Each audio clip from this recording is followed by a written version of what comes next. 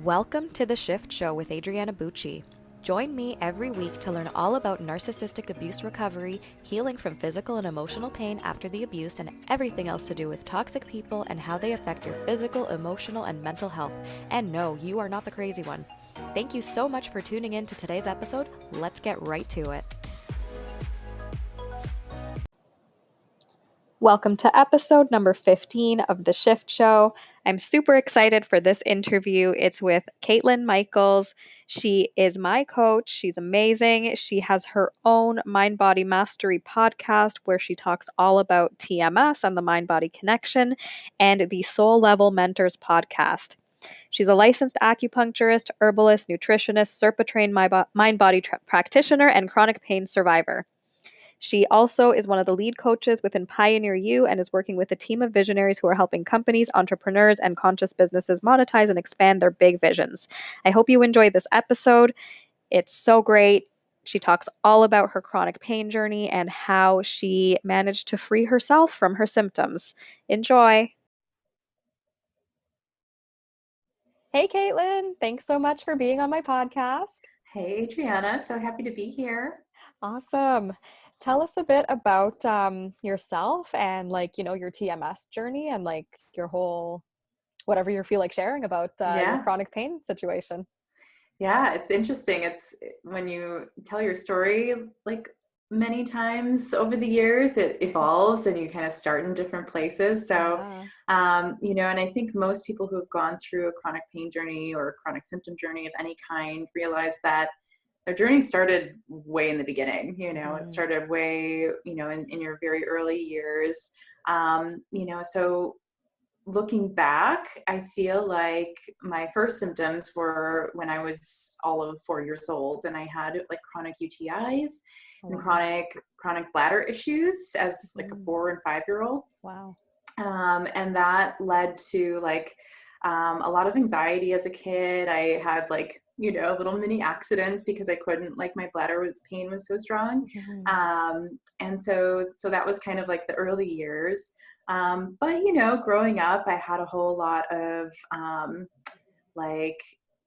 feelings of unworthiness and self-hatred and feeling like I wasn't good enough or smart enough or thin enough or, all of those things that a young kid goes through and feels like they're alone.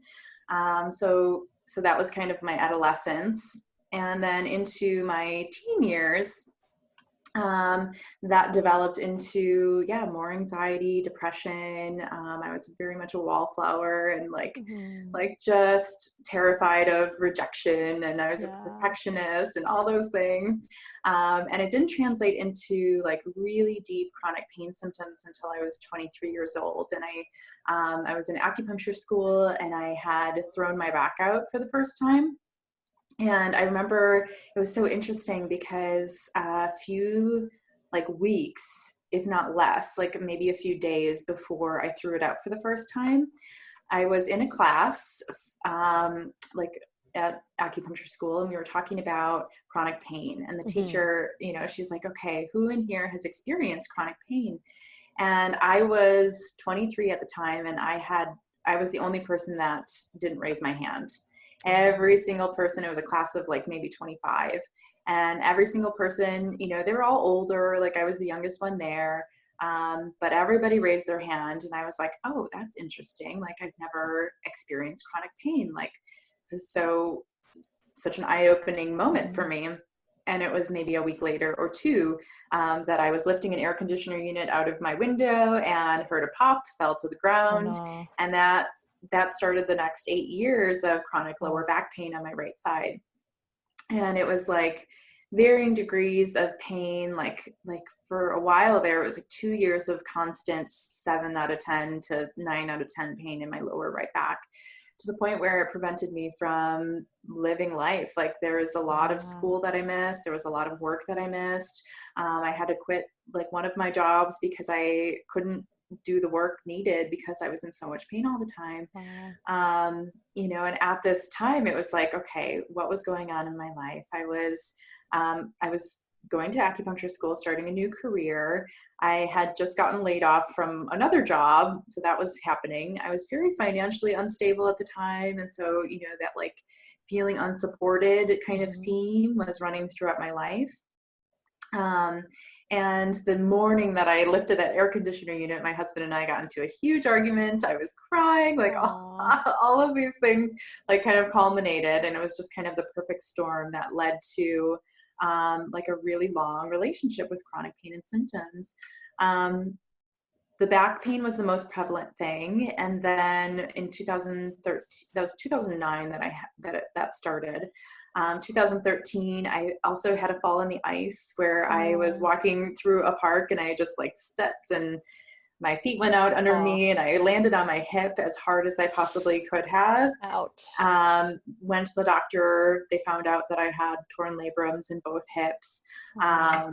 And the surgery for that sounded awful. And I'm like, I don't want to do it. Like half the people whose experiences that I would like research Mm-hmm. sounded like they were worse off Yeah. afterwards.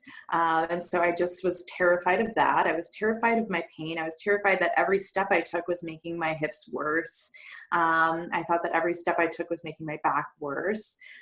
Some days I would crawl to the bathroom. Like I could hardly move half the time. Mm-hmm. And in 2016, you know, it was like over the years, I think it would ebb and flow from like a tolerable 5 out of 10 to like 10 out of 10. There were months at a time where I'd be just flared, right? Mm-hmm. And then 2016, I was in one of the worst flares of my life, to the point where like I was really busy at my clinic. I was seeing lots and lots of patients. And I blamed my back pain on, you know, bending over constantly because I was an Mm-hmm. acupuncturist. And so bending over, like palpating, throwing the needles in. I thought that my posture was to blame. I thought that my shoes were to blame. I Mm-hmm. like blamed all the things. I bought 3 different mattresses in the same year, Wow. all thinking that like the outside circumstances were the reason for my Mm-hmm. pain persisting. I would Google daily. Like, even though I was an acupuncturist, I had the education about chronic pain. I had cursory awareness of physical therapy modalities. And even with all of that, I would still Google around and I would Mm-hmm. still look for the perfect exercise to get me out of pain, you know, Mm-hmm. this time. And so I would treat a patient. I could only stand up in front of them. I would never Oh. sit down. Like I had a stool, but I never used it because I was like too busy protecting my back. I was in a Right. state of constant protection. And, and so I would stand up for the intake. I would stand up and kind of squat to put needles in. And then I would leave the room to let them cook with the needles in. And I would lay on my back and I would needle myself. Oh. And so I would give myself like 4 or 5 treatments a day, Wow. thinking that, and nothing touched it. It was like nothing was Wow. touching it. And at that time in my life, we were dealing with a family member who I didn't realize until talking with you. He was definitely a narcissist. Oh, wow. And like he was going through a hard time in his life.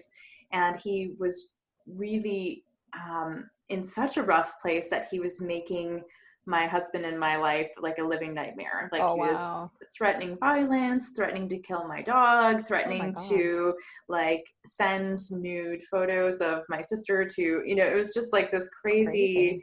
crazy spiral where I was living in fear all the time. Like I was Wow. terrified of what he was going to do next. He was unpredictable, Mm-hmm. very much like blaming me and my husband for his life circumstances Wow. and blaming my sister, you know, as like as my sister's ex actually, and and my husband's brother. So it was Oh, like wow. a little deep story there, Oh, boy. but it was so I was also at a time in my life when I was also very much a student of the law of attraction Mm-hmm. and the power of positivity. And so in my mind, I was like, he is doing the best he can, and he is just on his journey, and nothing he does is personal. And so I was trying to like explain away his Yeah. behavior How did that work rather. out for you? Well, my back hurt like hell. It was Oh, interesting. Both my husband and I were in severe chronic pain at that time. wow.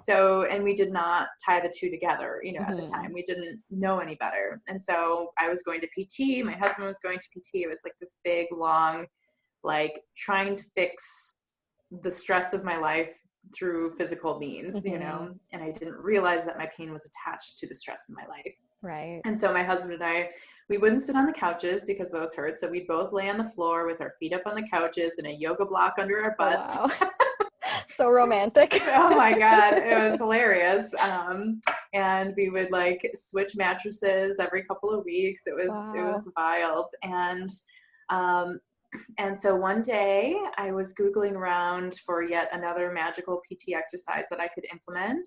Hmm. And I happened upon an article that was like pretty much explaining Cobra pose. It was like, okay, get into Cobra pose to put your herniated disc back in, right? Okay. So I'm like, okay, great, I'll do that all day long. And so I was doing Cobra pose, and I'm like scrolling down and looking at the bottom of the article, and there was a link to another article that was titled like how I finally healed my chronic back pain. Okay. And so I clicked on it, and it was an article talking about the book Healing Back Pain by Dr. John Sarno. Wow. And I was like, I bought it immediately. Nice. And I'm like, the article was talking about how she just read the book and her pain healed. Hmm.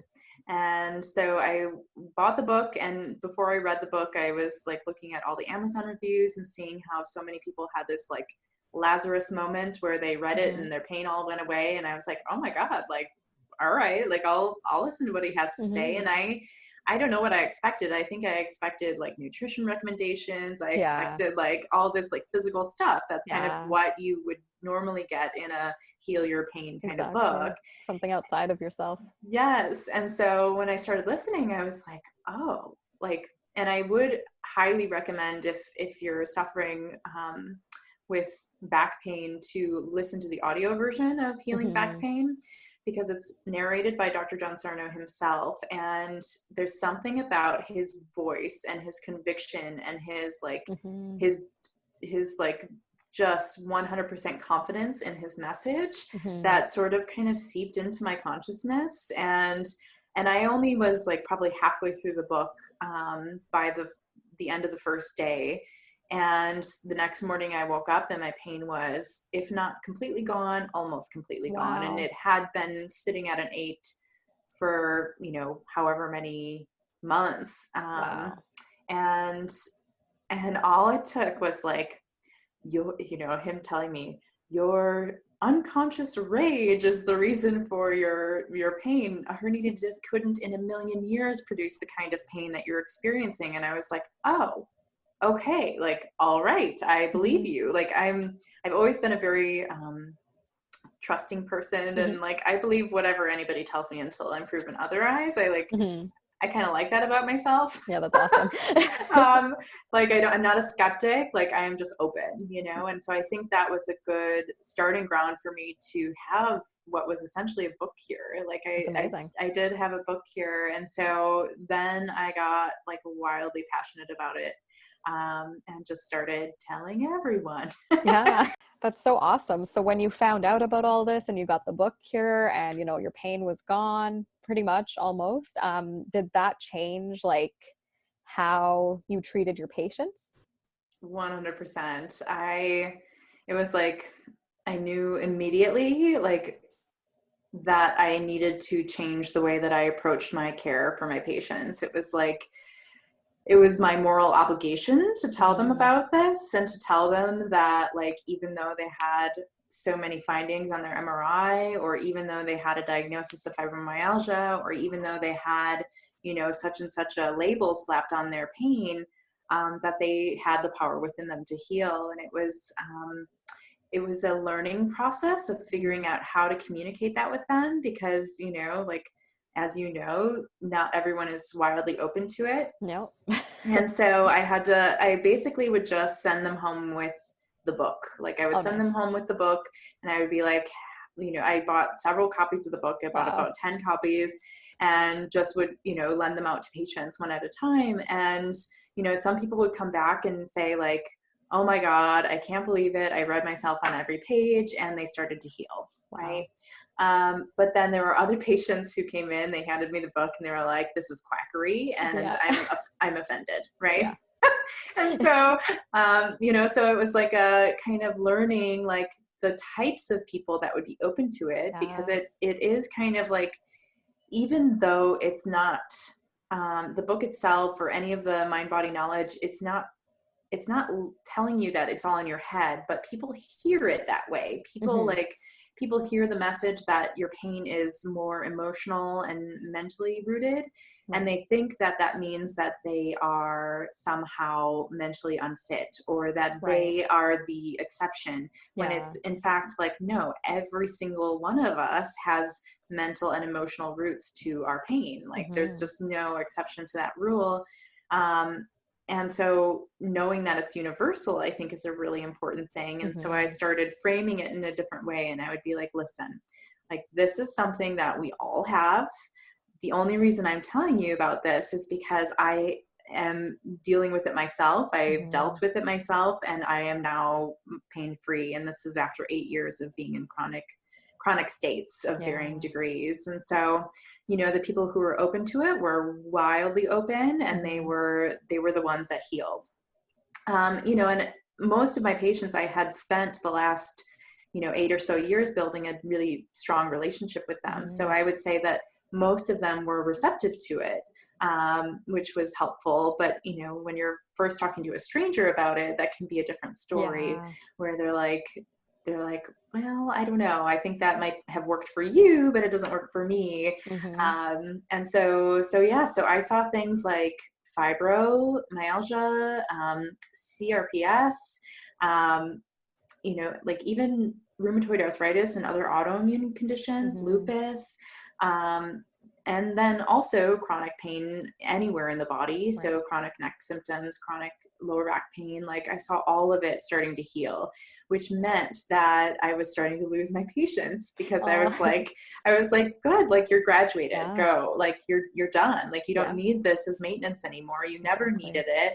And I'm sorry I didn't tell you about this sooner, but I didn't know about it. Right. Hmm. And so I started a podcast, actually, because I Hmm. realized that my 1 hour sessions with them wasn't enough time to deliver Hmm. the information that they needed in Yeah. order to heal. And so I created this library of podcasts, so that I, like, when a patient came in and they were new to me, I could say, like, here, I created this podcast. It's Hmm. about, all the ways that our emotions and our, the pressures of life lead to chronic symptoms sometimes. Like, if you're Hmm. interested in that, like, go ahead and have a look. And they could look into it. They, sometimes didn't look into it. Hmm. Sometimes they were like, this is bullshit. So it's just like a fun experiment, seeing who would be open to it. And I would have patients every once in a while who weren't open to it at first. And then, Right. like, maybe a year later, they were like, Hmm. okay, I finally started listening to your podcast and my pain is gone, That's amazing. so yeah, it became this like tool, this resource, like, for my clinic, where it was like, okay, you have the tools within you. Here's your homework, and so that Hmm. was kind of part of my homework that I did with them. So that's how it Yeah. changed. And now I don't even treat patients anymore, aside from my few, like, regulars that Yeah. after COVID is over, I will see Yeah. again. But for now, yeah, it's a very small piece of my business. Yeah, that's so awesome. Mhm. Like, yeah, and your podcast, it helped me too. Because yeah, for me, I got the Curable app, and that's how I found out about it. And I was definitely in that camp of offended people. Uh, I was super, super irked by the suggestion that I had any childhood trauma. But Right, obviously I did. right, And like doing the work was very difficult, but then also having that extra podcast to listen to along with, like, the other TMS podcasts out there, it was just like right, super validating that, like, okay, cool, like these people also didn't think that this work applied to them either, and they got better. right, So just right. hearing those success stories, hearing your story, Yeah, it, like, just that extra validation that, like, other people are going through this too, and other people have had success by tackling their pain this way versus, trying everything else and it's not working at all. It Right. was so helpful. So I will definitely put a link to your now retired Mind Body Mastery podcast because Yes. the whole, like all those episodes, like it has everything that somebody needs to Right. do the healing work on their own, really. I mean, Right. so Yeah. definitely a really awesome, awesome resource to have. Yeah, yeah. I closed it up when I thought that there was not much more to talk about, you know? It's Yeah. like you can only like no matter who you are when you're on your evolution in life, and we all are, we're all on Hmm. our own little journeys. It's like you can there's only so much you can say about any given topic, right? Exactly. And then you have to go on to the next thing. And so it's like I hope anyone is just constantly evolving. And so what I'll say to that is that I think a lot of people get stuck in the TMS healing phase, and Yes. they like try too hard to dig and dig and dig, and they try to listen to Yeah. all the things and be the best TMS student you can be. And Yep. like I read all the books and I'm listening to all the podcasts twice in a row.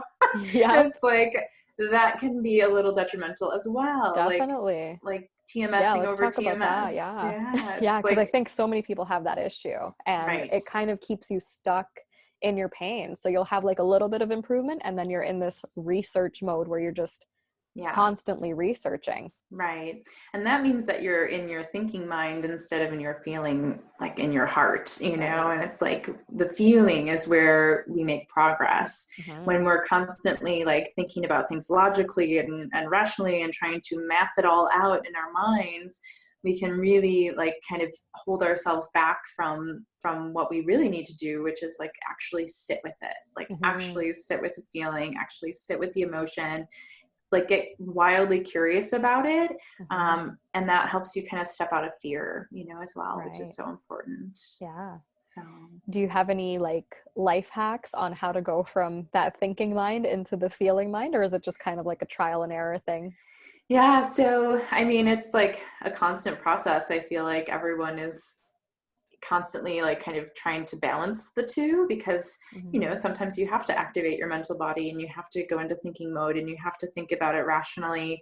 But I would say like if you are someone who is kind of stuck in a chronic symptom of sorts and it's giving you these like intense signals on a regular basis, what I like to do most when that happens to me, and sometimes it still happens to me where I'll get, you know, like a pain for a few Hmm. days, and my go-to used to be to research more.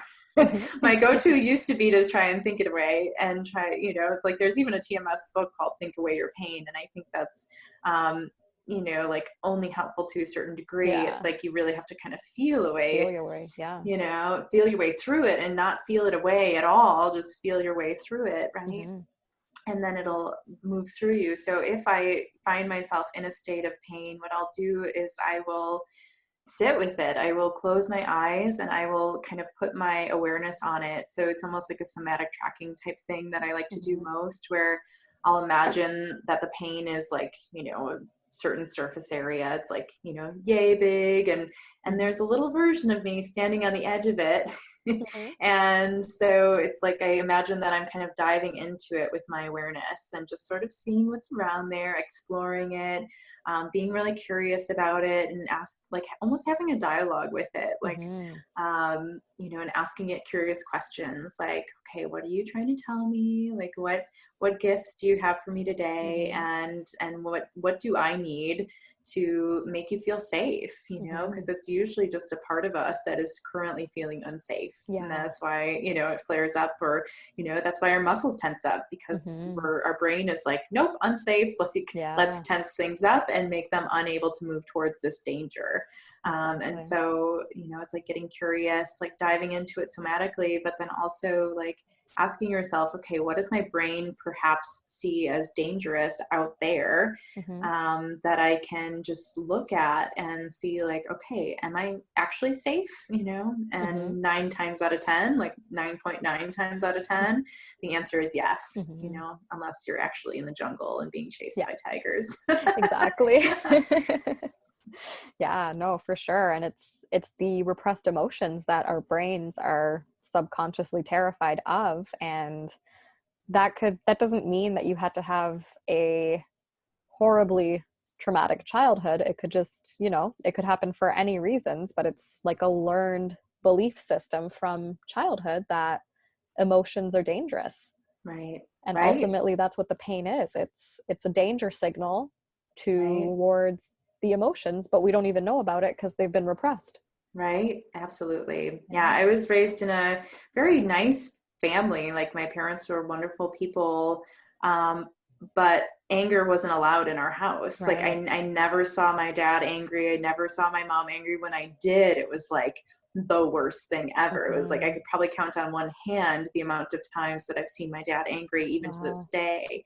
And so there was a very strong repression reaction from me and all my siblings to not show that. And Mm-hmm. so, Sarno's book, I think, resonated so well with me because that was the main emotion that he focused on. And I was like, what am I angry about? And it was kind of fun, like being like, Mm-hmm. okay, let's be ragey. Like, let me just write Yeah. down all the things that I hate about this situation and like allow myself to do Yeah. that, There's and it, nothing wrong with doing that. It's right. just being honest with yourself. Yeah, yeah. And so that was a big revelation. And, if you're someone who has been in touch with your rage, I feel like, like go back and look, like, did you have sort of like this personality as a kid where you were very joyful? And let's say you were in school and you stood on your desk in a fit of joy and you were like, look at me. And the teacher was like, get down, like you Mm-hmm. sit down, you repress that joy. Like that's the Yeah. same thing. Like joy is now dangerous Yeah. to your child mind. And so, is there a part of you that's repressing joy? So it doesn't even Mm-hmm. have to be a negative emotion that you repress. Exactly. It could be happiness and love and joy that Mm-hmm. you didn't feel safe somehow to express as a little one. So, 100%. Yeah. yeah, And that translates into like adulthood. Like I know happy feelings were stuff that I repressed and I didn't even know it. But I was right, like too scared to get too excited or too happy or joyful about something because what if it gets taken away or what if it right, doesn't actually happen? And then, it took a while for me doing that work to realize like, wait a minute, nothing bad is going to happen to me if I get let down, right, right? I'm just right, going to feel disappointed. And then I can just allow myself to feel that disappointment or, that anger, that rage, whatever, towards the good thing that didn't happen, not right, happening. right. Yeah. Absolutely. And I think Yeah. rage has such like a bad rap in society.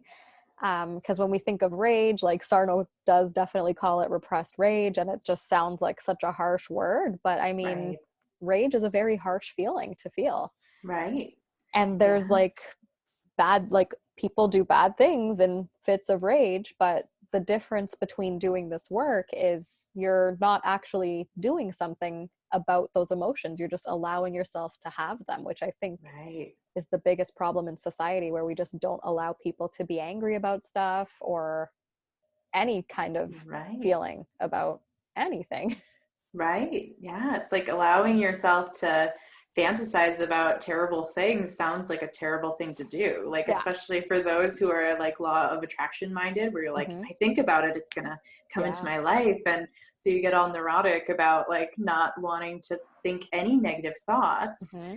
thinking that it's going to bring to you the thing that you're trying to avoid. When in Yeah. fact, like, I think that the more you can allow yourself to be like, okay, what do I really want to have happen to this asshole who just made my life a living hell? Exactly. And you allow yourself to just have like some play time. It's all like almost like playful. Yeah. You're not going to act on it, but you allow the inner child within you to like really like have a tantrum Mm-hmm. towards, whatever it might be in your life, whether it's a person or, it's Yeah. something or some situation.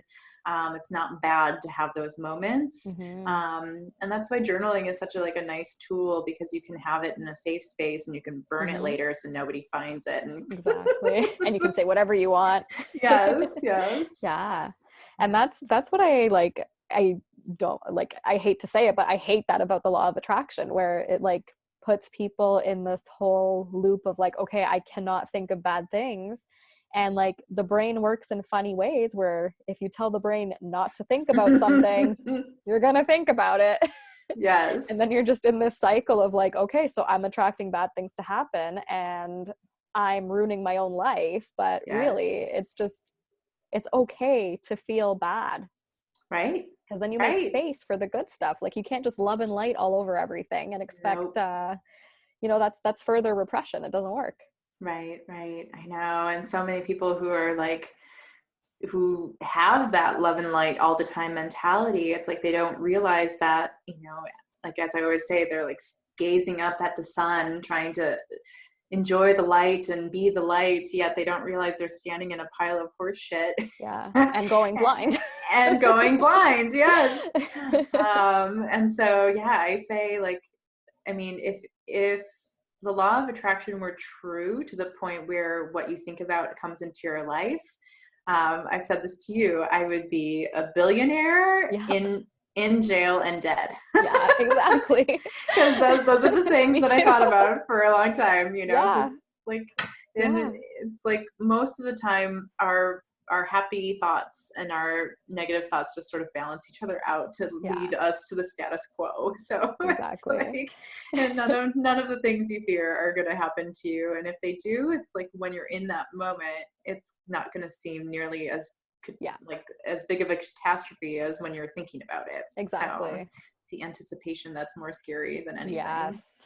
Yes. Anticipation's the worst. And like, I think that's like just a big thing for myself with like anxiety and everything, just that anticipation of like, you don't know what's going to happen. And then combining the like whole narrative of law of attraction into that and love and light into that is just like a recipe for disaster. So it's just Right. like, we have to be okay with negativity and allow it to just be, Right. and Right. allow things to suck, allow this whole quarantine situation to suck. Right. Like it doesn't have to be a Yes. productivity competition right now. It's just, it is what it is. It sucks for a lot of people. A lot of people, like, they lost their jobs, they're Right. quarantined, they're in isolation, they don't have the same like distractions that they had before. And we're bombarded with all this crap online where it's like, oh, if you're not using now as like a good time to like whatever to improve yourself, then To land you're on the doing it moon wrong. and become a brain surgeon. Yeah, right. Learn a new language. Oh, yeah, no. I think, just allowing yourself to be exactly how you are in every moment is the Mm-hmm. biggest gift you can give yourself. And if that means being in pajamas for 3 days straight without a shower and having super, hairy everything and, like eating the junk food, like let yourself Yeah. do that for a while.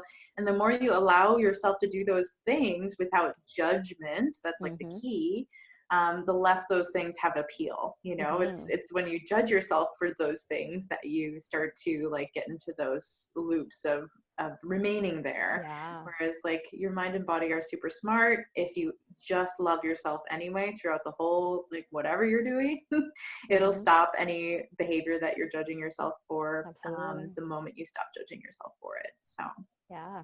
mhm. Awesome. All Yeah. right. Well, do you have any last words of advice for anyone on a mind body healing journey? Um, I would just say that,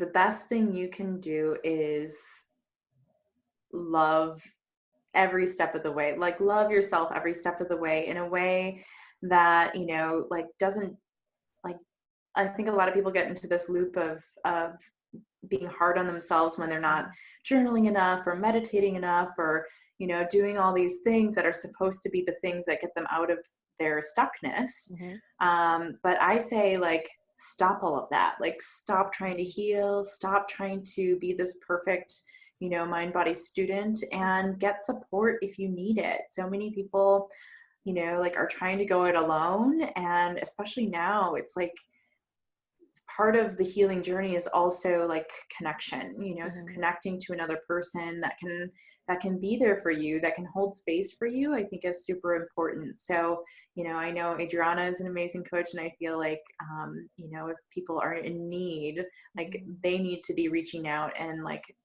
accepting the hand that you're putting out there, because it's like having a third party who's been through it Mm-hmm. can point out your blind spots, can say that, hey, you're going to be okay, even though you're in a flare right now. Like, that is priceless. And I Mm, feel like, so many people try to just go it alone, and that's not yeah, the answer either. So reach out for help when you need it, and know that like the more you push and strive for a result, the farther you often will take so yourself. true.